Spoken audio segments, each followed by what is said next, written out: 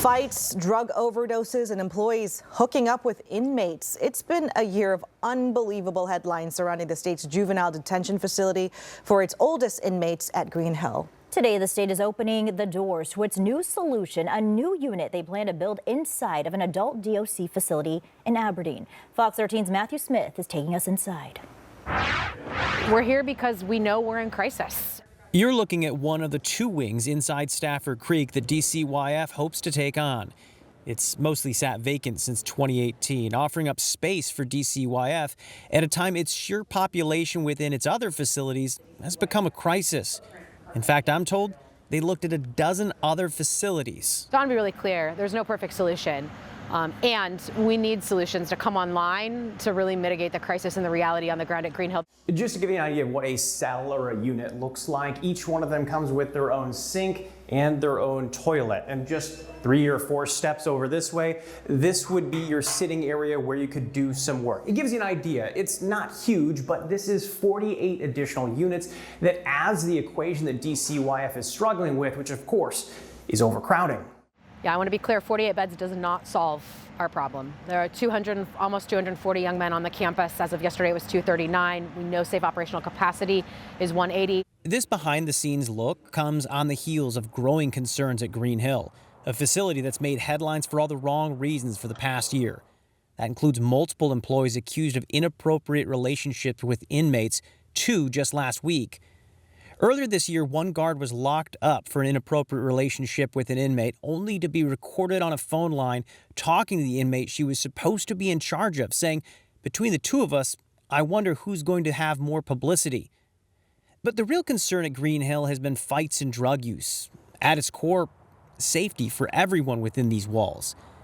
Videos exclusively obtained by Fox 13 of fights and brawls shocked viewers. So too did a string of overdoses, despite the state's insistence that it was increasing its protocols to curb the issue. Just last week, we learned of 4 more serious overdoses in a matter of 4 days. The state has blamed overcrowding, while leadership at DCYF, the agency that oversees juvenile detention facilities, refused to admit they should have seen these population trends heading their way. Your own numbers say 180 is the safe number, so why not make those moves sooner? I mean, I didn't come up with the 180 number. No, I came up. Yeah, right, you all I did. I mean, we did. We looked at the numbers and said, this is the number that this system is designed for, that we can operate safely. Can we operate a little bit over that? Yeah. Can we operate a lot over that? No. So the agency shut the doors to new inmates. That led to a lawsuit by multiple counties. So they pivoted, sending inmates to adult prisons. A move against their own policies meant to keep juvenile offenders out of adult prisons that Inslee himself signed into law back in 2018. The decision to move those inmates landed the state in court. The department retained the ability to do what they did on July 12th in much the same way that they would have done had half the facility burned down and locations needed to be made for those individuals. The facility didn't burn down. So let's move back to the settlement agreement that your clients voluntarily entered. Ultimately, the state lost in court. Our cameras were rolling as those inmates were sent back.